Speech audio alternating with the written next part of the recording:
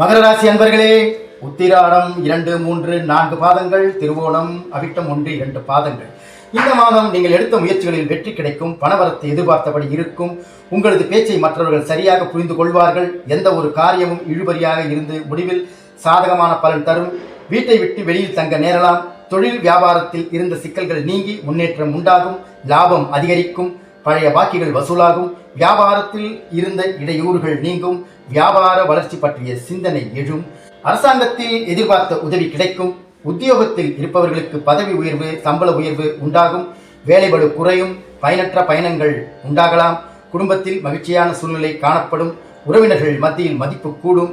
எண்ணியபடி செயல்களை செய்து காரிய வெற்றி காண்பீர்கள். நண்பர்கள் மூலம் உதவிகள் கிடைக்கும். ஆன்மீக பணிகளில் ஈடுபாடு அதிகரிக்கும்.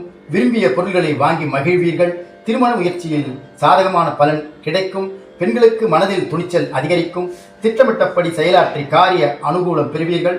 கலைத்துறையினருக்கு தொழில் தொடர்பான நெருக்கடிகளை சந்திக்க வேண்டி வரும். புது ஒப்பந்தங்கள் தொடர்பான காரியங்கள் சாதகமாக முடியும். அரசியல்வாதிகள் அடுத்தவர்களிடம் வாக்குவாதத்தை தவிர்ப்பது நன்மை தரும். தொலைதூர தகவல்கள் நல்லவையாக இருக்கும். மாணவர்களுக்கு பாடங்களை படிப்பது வேகம் பெறும். கல்வியில் வெற்றி பெறுவீர்கள். உத்திராட நட்சத்திரம் 2, 3, 4 பாதங்கள்.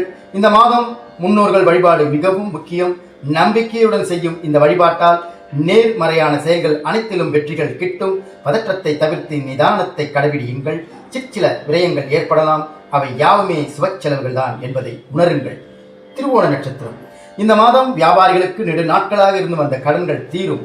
கூட்டு வியாபாரத்தில் கணிசமான லாபம் கிடைக்கும். வெளிநாடுகளுக்கு ஏற்றுமதி செய்வோருக்கு புதிய ஆர்டர்கள் வந்து சேரும். புதிய இட ஒப்பந்தங்கள் கையெழுத்தாகும்.